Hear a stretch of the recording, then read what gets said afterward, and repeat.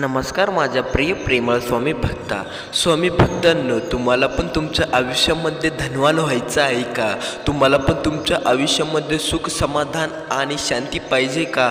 तुम्हाला पण तुमच्या आयुष्यामध्ये सुखाचा निवास या ठिकाणी घ्यायचा असेल तर तुम्हाला आजचा हा मंत्र तुम्हाला अमृत ठरणार आहे. कारण की ज्याने ज्याने हा मंत्र पूर्ण ऐकलेला आहे त्यांची जिंदगी एक वेगळ्या रंगाने चालू झालेली आहे. त्यांची जिंदगीमध्ये सुखाचे दरवाजे या ठिकाणी चालू झाले आणि दुःखाचे दरवाजे या ठिकाणी बंद झाले. त्यामुळेच तुम्ही हा मंत्र पूर्ण बघा. जर तुम्हाला पण तुमचे दुःखाचे दरवाजे बंद करायचे असेल आणि तुम्हाला पण तुमच्या आयुष्यामध्ये सुख समृद्धी समाधान या ठिकाणी टिकून ठेवायचं असेल तर आजचा हा मंत्र खास तुमच्यासाठी आहे. आणि तुम्ही हा मंत्र बघून दुर्लक्ष करू नका. हा मंत्र पूर्ण ऐका. स्वामी भक्तांनो, हा मंत्र ज्याने ज्याने पूर्ण ऐकला त्याच्या आयुष्यामधली दारिद्र्य, दुःखीपणा, साडेसाती, काही एनर्जी असेल, काळी शक्ती असेल, ती पूर्णपणे या ठिकाणी नष्ट झाली. जर तुम्हाला पण अशी एनर्जी नष्ट करायची असेल आणि तुमचं घर समृद्धीहीन घर या ठिकाणी करायचं असेल तर आजचा हा मंत्र तुम्हाला साक्षात अमृत ठरणार आहे. या अमृत तुम्ही पिऊन घ्या. हे अमृत कसं प्यायचं तर हा मंत्र पूर्ण ऐकायचा आणि काय मनोकामना असेल तर तुमची ती मनोकामना मागायची. तुमची मनोकामना काय पण असेल, तुमच्याकडे पैसा नसेल पैसा मागा, पैसा असेल सुख नसेल सुख मागा, सुख पण नसेल पण घरामध्ये चिडचिडापणा राहतो, सुख आहे पण घरामध्ये पैसा टिकत नाही, घरामध्ये पैसा येत नाही, ते पण कळवा. ते पण आजच्या या मंत्राद्वारे तुमचं पूर्णपणे या ठिकाणी समाधान होऊन जाईल. सायंकाळपर्यंत तुमच्या बँक खात्यामध्ये पैसा येऊन जाईल. फक्त तुम्हाला हा मंत्र पूर्ण देखील ऐकावा लागेल. अर्धवट ऐकून चालणार नाही आणि ढोंगी भक्ती करून चालणार नाही. ढोंगी भक्ती तुमच्या अंगलट येईल. त्यामुळेच तुम्हाला हा मंत्र पूर्ण ऐकावा लागेल. अर्धवट ऐकून तुमचं भलं होणार नाही. स्वामी तुमचं भलं करणार नाही. तुम्हाला हा मंत्र पूर्ण 108 वेळा ऐकावाच लागेल. ऐकावं म्हणजे ऐकावाच लागेल. याला पर्याय नाही बरं का भक्ता. यामुळे तू हा मंत्र पूर्ण ऐक. हा काय ऐरा गैरा मामूली मंत्र नाही. हा मंत्र साक्षात स्वामी देवतांचा मंत्र आहे. त्यामुळे तू बघून दुर्लक्ष करू नको बरं का भक्ता. हा जो मंत्र आहे हा मंत्र तुझ्यासाठी आज अमृत ठरणार आहे. आता या संधीचं सोनं करून टाक. आता ही संधी तुला मिळाली, अशी संधी तू सोडू नको आणि या संधीचं सोनं केल्याशिवाय तू मागं फिरू नको. त्यामुळे तू हा मंत्र पूर्ण देखील ऐक. हा मंत्र काय ऐरा गैरा मंत्र नाही. हा मंत्र काय असा तसा उचलून आणलेला मंत्र नाही. स्वामी भक्ता, हा मंत्र पूर्ण ऐक. पूर्ण ऐकल्यानंतर तुला कळेल कसा चमत्कार होतो. हा चमत्कार तुला आता समजणार नाही. हा चमत्कार तुला उद्या समजन. मग बघ कसा तुझे दिवस दुःखातून सुखाकडे वळले जातात. तुझ्या पण आयुष्यामध्ये तुला काय पण कमी पडते. तुला दुःखच दुःख तुझ्या आयुष्यामध्ये राहतं. तुला कधी पण पैशाची कमतरता आहे. तुझी खूप तंगी चालू आहे. तुझ्या घरामध्ये सुख नाही. तुझ्या घरामध्ये चिडचिडा पण या ठिकाणी चालू असतो. तुझ्या घरामध्ये तुला सुख पाहिजे. तुझा मुलगा तुझं ऐकत नाही. तुझा मुलगा टुकारपणा करतो. जर तुझ्या घरामध्ये पण असं होत असेल आणि तुझ्या घराला सुख नसेल, जर कोणाला मूळबार होत नसेल, साडेसाती लागलेली असेल, कोणी कर केलेले असेल, पूर्ण कामांसाठी हा मंत्र चालतो. हा मंत्र काय 1 आणि 2 कामांसाठी चालत नाही. हा मंत्र लाखो कामांसाठी चालतो. यामुळे तू हा मंत्र ऐक. हा मंत्र ज्याने ज्याने ऐकला त्याच्या लाखो मनोकामना पूर्ण झाल्या. त्याच्या साक्षात हा अमृत ठरला. तुझ्यासाठी पण हा मंत्र अमृत ठरणार आहे. त्यामुळे पूर्ण ऐक. अर्धवट ऐकून पळून जाऊ नको. वेडेपणा करू नको. हाताने अंगावर साप घेऊ नको. हा मंत्र पूर्ण ऐक. कारण की ज्याने ज्याने अर्धवट ऐकला आणि स्वामींचा अपमान करून पळून गेले त्यांचे आयुष्य बिकट वाईट झाले. त्यामुळे तू हा मंत्र पूर्ण ऐक. हा मंत्र अर्धवट ऐकणाऱ्या लोकांचे आयुष्य दारिद्र्यहीन झाले. तू पण तुझं आयुष्य दारिद्र्यहीन करून घेऊ नको. हा मंत्र देखील पूर्ण ऐक. कारण की ज्याच्या फक्त समर्थाने अर्धवट ऐकलेला आहे. त्यांच्या आयुष्यामध्ये दारिद्र्याचे प्रमाण डबल टिबल झाले. त्यामुळे वेड्यापणा करू नको. तुला स्वामींची शपथ आहे, हा मंत्र तू पूर्ण ऐक. तर चला, तो मंत्र काय आहे त्या मंत्राचं श्रवण तुम्हाला करून देतो. तुम्ही हा मंत्र पूर्ण ऐका. पूर्ण म्हणजे पूर्ण 108 वेळा श्रवण तुम्हाला करावाच लागेल. तुम्हाला स्वामींची शपथ. अर्धवट सोडून पळून जाऊ नका. तर चला करूया चालू मंत्र ऐकण्यापूर्वी तुम्ही जर आपले या यूट्यूब चॅनलवर नवीन असाल आणि तुम्ही स्वामींचे कट्टर भक्त असाल तर लगेच आपले या यूट्यूब चॅनलला सबस्क्राईब करा आणि कमेंटमध्ये श्री स्वामी समर्थ नाव टाईप करायला विसरू नका, कारण की तुम्ही कट्टर भक्त आहात. तर चला करा सबस्क्राईब करा. तर चला मंत्राकडे वळूया आपण. ओम श्री नित्यचितानंदाय नमः. ओम श्री नित्यचितानंदन श्री नमः. ओम श्री नित्यचितानंदन नमः. ओम श्री नित्यचितानंदन नमः. ओम नमो श्री नित्यचितानंदन नमः. ओम श्री नित्यचितानंदन नमः. ओम श्री नित्यचितानंदन नमः. ओम श्री नित्यचितानंदन श्री नमः. ओम श्री नित्यचितानंदन नमः. ओम श्री नित्यचितानंदन नमः. ओम श्री नित्यचितानंदन नमः. ओम श्री नित्यचितानंदन श्री स्वामी समर्थाय नमः. ओम नित्यचितानंदन श्री स्वामी समर्थाय नमः. ओम श्री नित्यचितानंदन नमः. ओम नित्यचितानंदन नमः. ओम नित्यचितानंदन नमः. ओम श्री नित्यचितानंदन नमः. ओम श्री नित्यचितानंदन नमः. ओम श्री नित्यचितानंदन नमः. ओम श्री नित्यचितानंदन श्री नमः. ओम श्री नित्यचितानंदन नमः. ओम श्री नित्यचितानंदाय नमः. ओम श्री नित्यचितानंदन श्री नमः.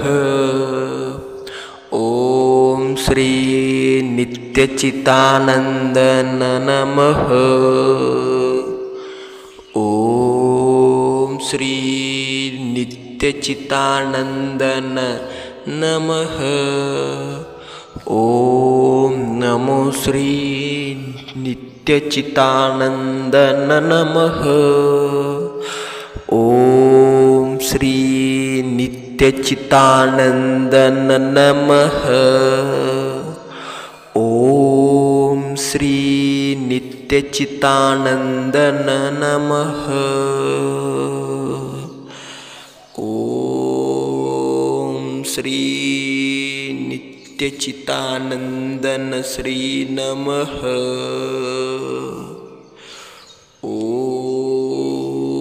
श्री नित्यचितानंदन नमः।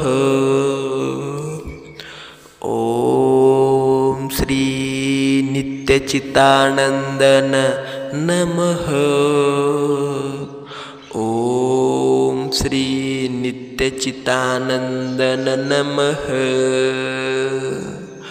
ओम श्री नित्यचितानंदन श्री स्वामी समर्थाय नमः। ओम नित्यचितानंदन श्री स्वामी समर्थाय नमः। ओम श्री नित्यचितानंदन नमः। ओम नित्यचितानंदन नमः। ओम नित्यचितानंदन नमः। ओम श्री नित्यचितानंदन नमः। ओम श्री नित्यचितानंदन नमः। ओम श्री नित्यचितानंदन नमः। ओम श्री नित्यचितानंदन श्री नमः। ओम श्री नित्यचितानंदन नमः। ओम श्री नित्यचितानंदाय नमः। ओम श्री नित्यचितानंदन श्री नमः। ओम श्री नित्यचितानंदन नमः। ओम श्री नित्यचितानंदन नमः। ओम नमो श्री नित्यचितानंदन नमः। ओम श्री नित्यचितानंदन नमः। ओम श्री नित्यचितानंदन नमः। ओम श्री नित्यचितानंदन श्री नमः। ओम श्री नित्यचितानंदन नमः। ओम श्री नित्यचितानंदन नमः। ओम श्री नित्यचितानंदन नमः। ओम श्री नित्यचितानंदन श्री स्वामी समर्थाय नमः। ओम नित्यचितानंदन श्री स्वामी समर्थाय नमः। ओम श्री नित्यचितानंदन नमः। ओम नित्यचितानंदन नमः। ओम नित्यचितानंदन नमः।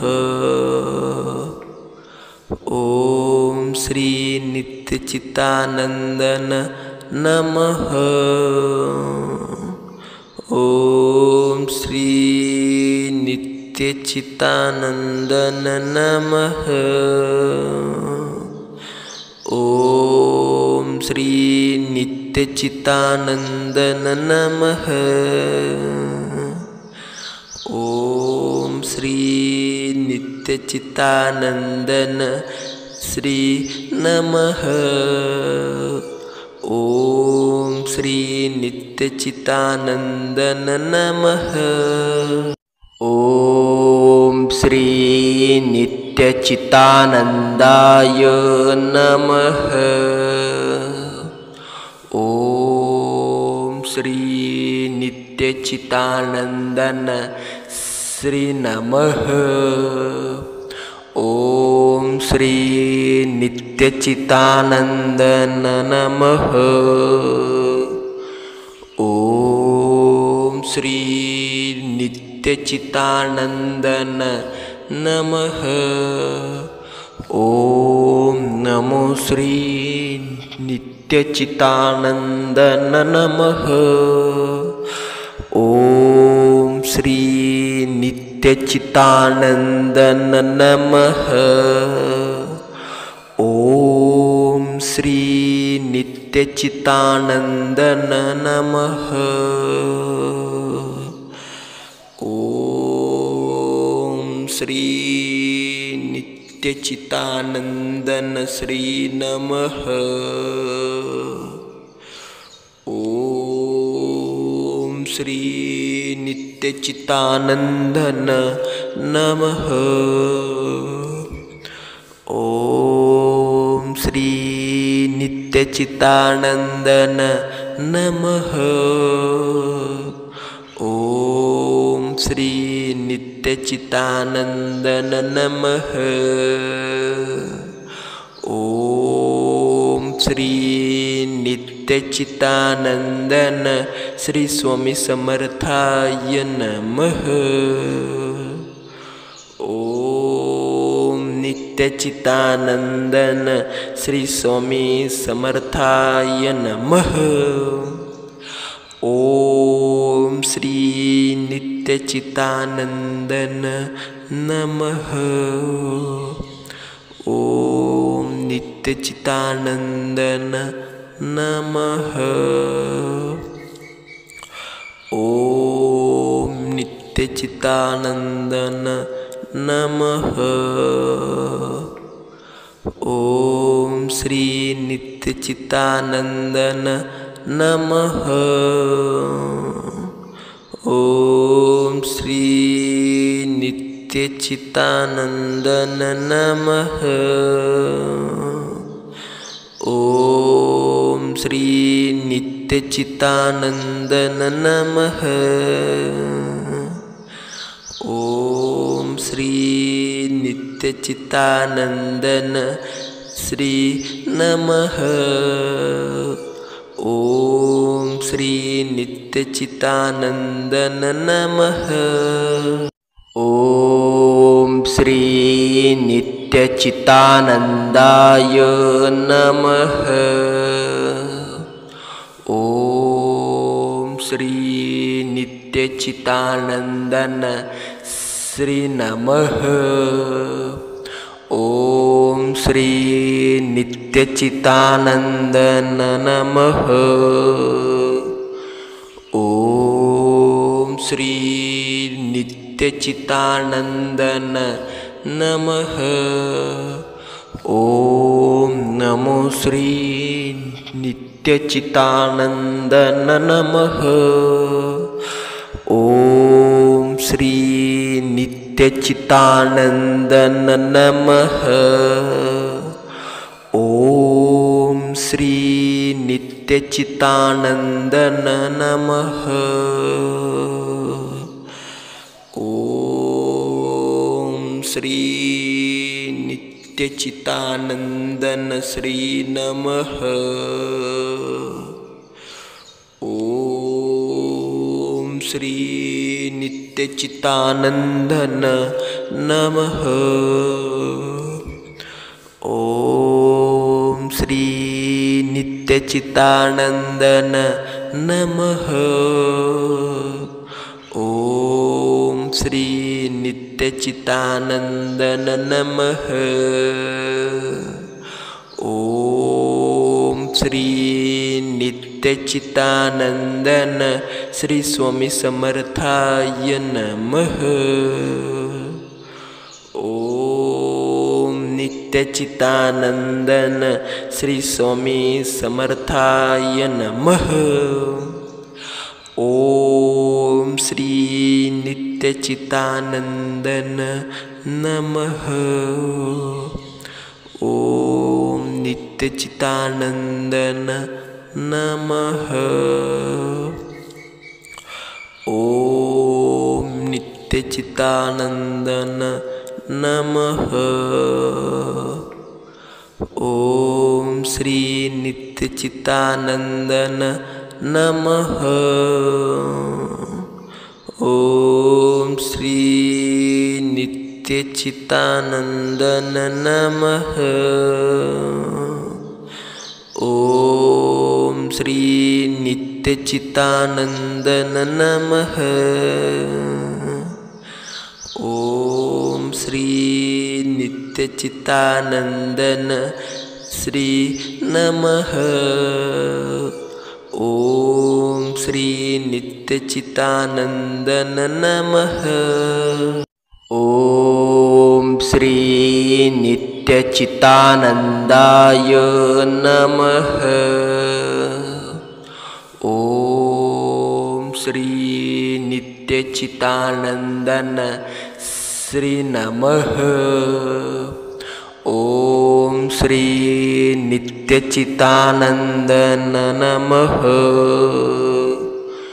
ओम श्री नित्यचितानंदन नमः। ओम नमो श्री नित्यचितानंदन नमः। ओम श्री नित्यचितानंदन नमः। ओम श्री नित्यचितानंदन नमः।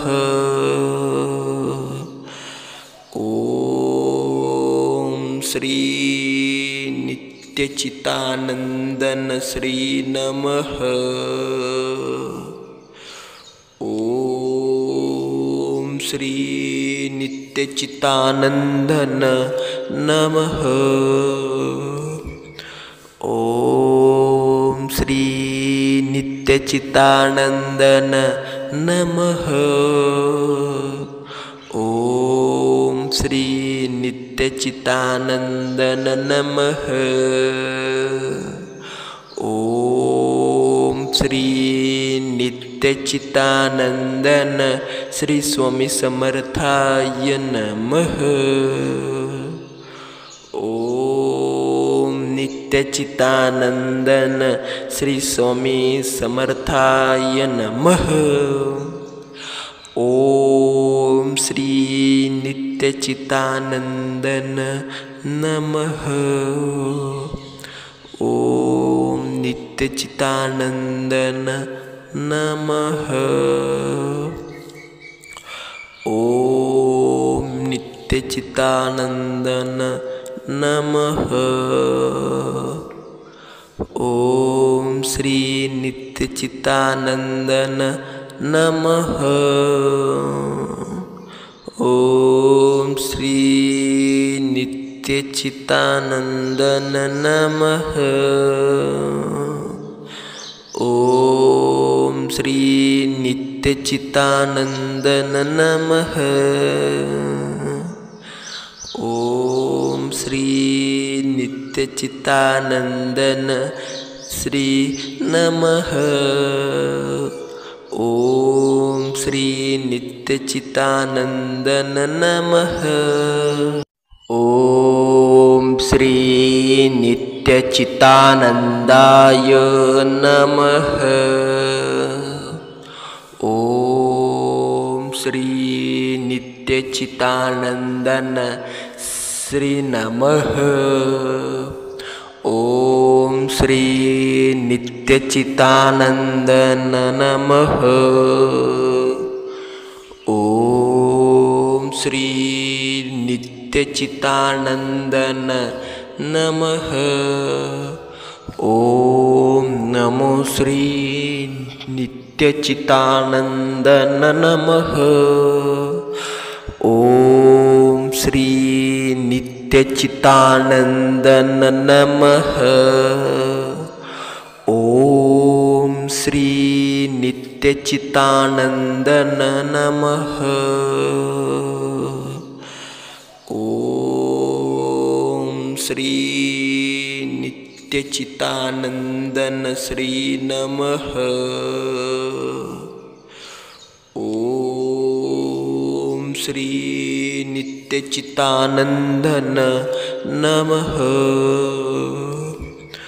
ओम श्री नित्यचितानंदन नमः। ओम श्री नित्यचितानंदन नमः। ओम श्री नित्यचितानंदन श्री स्वामी समर्थाय नमः। ओम नित्यचितानंदन श्री स्वामी समर्थाय नमः।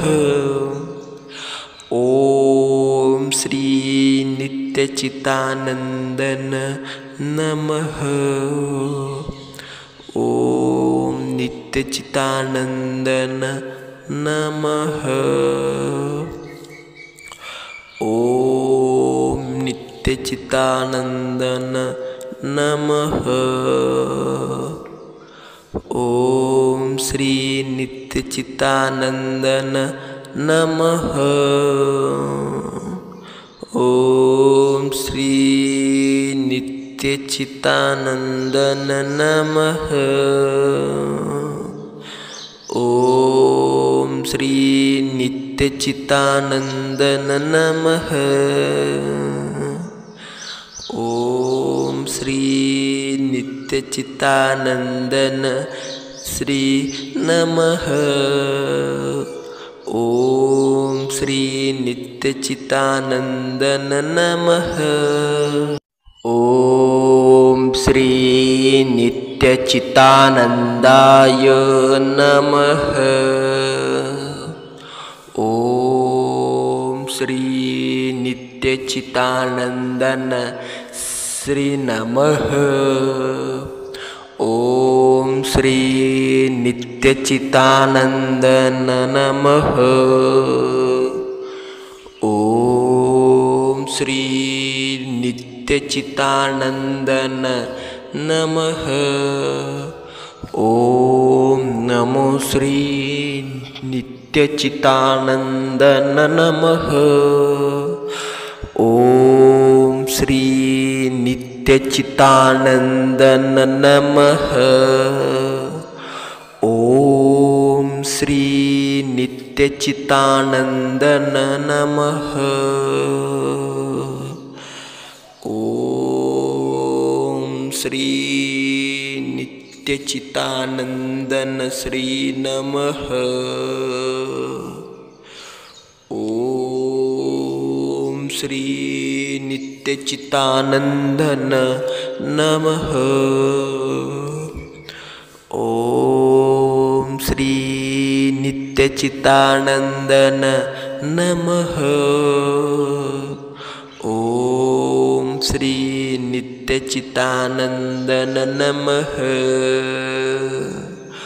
ओम श्री नित्यचितानंदन श्री स्वामी समर्थाय नमः। ओम नित्यचितानंदन श्री स्वामी समर्थाय नमः। ओम श्री नित्यचितानंदन नमः। ओम नित्यचितानंदन नमः। ओम नित्यचितानंदन नमः। ओम श्री नित्यचितानंदन नमः। ओम श्री नित्यचितानंदन नमः। ओम श्री नित्यचितानंदन नमः। ओम श्री नित्यचितानंदन श्री नमः।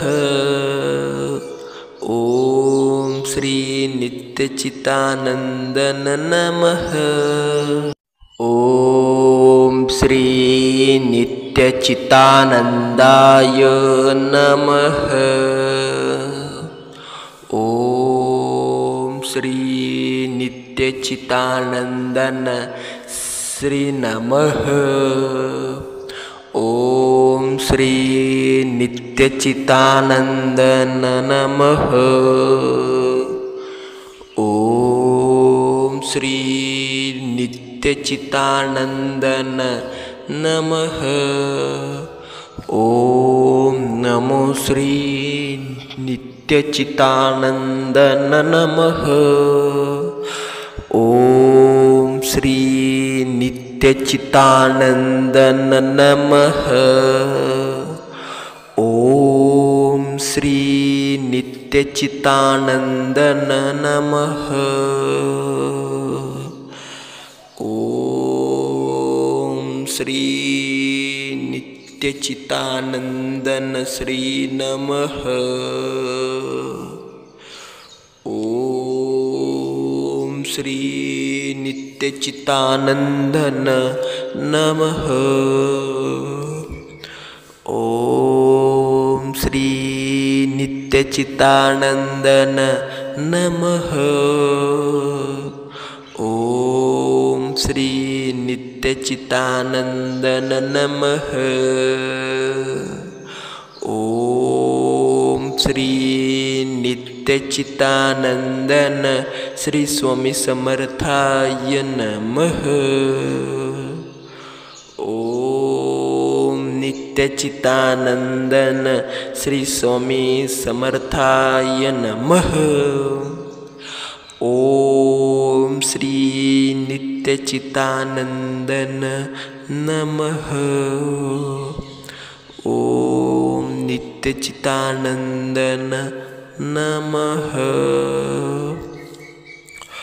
ओम नित्यचितानंदन नमः। ओम श्री नित्यचितानंदन नमः। ओम श्री नित्यचितानंदन नमः। ओम श्री नित्यचितानंदन नमः। ओम श्री नित्यचितानंदन श्री नमः। ओम श्री नित्यचितानंदन नमः।